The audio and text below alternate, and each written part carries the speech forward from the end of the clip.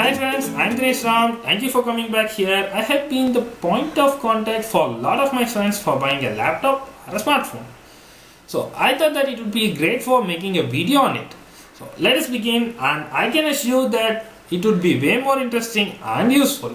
So I have 6 topics to be covered. The first one would be the purpose. Why are we buying a laptop? As of my view, I have the basic and the advanced. The basic one is like doing web processing or watching movies and basic games and other stuffs. On the other hand, the users who needs really a lot of memory for running some like project works or like video processing. So what are those two? The project work includes VMware, AutoCAD and the MATLAB for image processing or SolidWorks or .NET applications for programming stuffs, and the other thing, the video processing, which includes the Adobe After Effects or Photoshop or some other video stuffs. Up next, the second topic is the display. Does the size really matters? Of course, yes it does. On a basis, I have 4 sizes of the display: the 11 to 12 inch, 13 to 14, 15 to 16 and then 17 and above. Of these 4 sizes, the first 3 are portable and the fourth one is not so portable. Also remember that the display size does affect the resolution. So what is the resolution thing? In a nutshell, to be more understood, resolution is the one who allows to put lot of content in the display. Well, the third one is the platform. I have taken 3 most commonly used platforms in our laptops: the Windows and DOS operating system from Microsoft and the Apple's Macintosh. The Windows OS basically has 2 editions, the Home Edition and the Professional Edition. Home Edition is for basic users and the Professional Edition is for advanced users, which does have some unique features which the Home Edition doesn't have.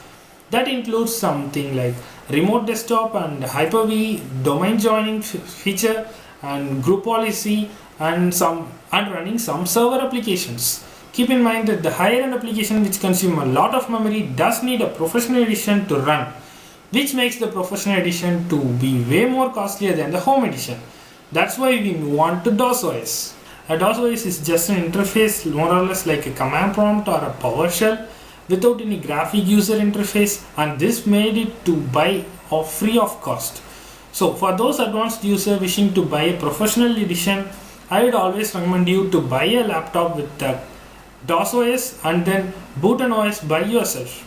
Well, the Apple's Macintosh offers a similar functionality like Windows, but different take on interface, which includes the app dock and the booting process, which I would be explaining in detail in some other video.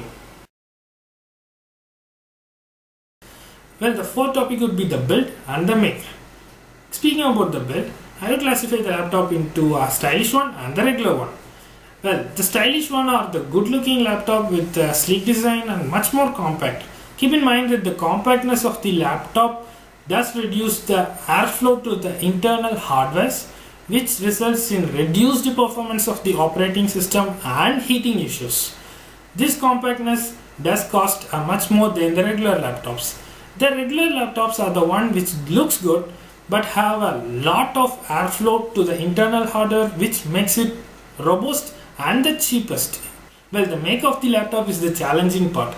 We always have an intention to buy a good looking laptop with a compact and sleek design.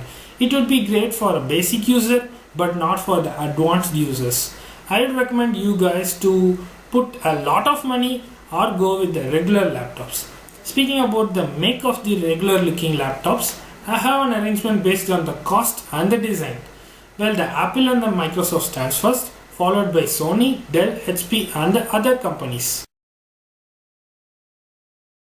Here comes the fifth one, budget. The reason for pushing this particular topic to the 5th place is just because the budget does depends on all the 4 topics that we discussed before. It would be safe to split the budget into 3 columns: low, moderate and high budget. The low budget, which covers 20 to 30k, for which you could get an i3 processor with 2 to 4 gigabytes of RAM and 500 gigabytes of hard disk space. And the moderate budget with 30 to 45,000, for which you could get the i5 processor up to 5th generation with 4 to 8 gigabytes of RAM and 1 terabytes of hard disk space.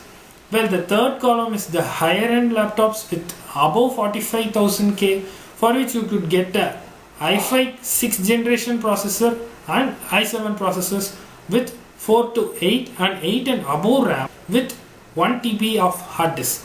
It just depends on how much money you are going to invest, and it also depends on what type of operating system you are going to get. If you are going to get an home edition operating system, you would be costing a low budget, but if you are going to purchase a professional or pro edition Windows operating system, you would be costing a lot more, and that's the reason why I asked you to switch to DOS operating system.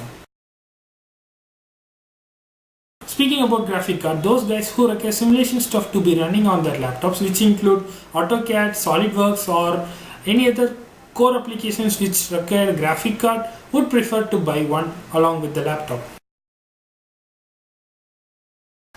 Those who are thinking about durability stuff, unless otherwise you force a 110 hammer on your laptop, all the brands are durable with officially maintained service centers.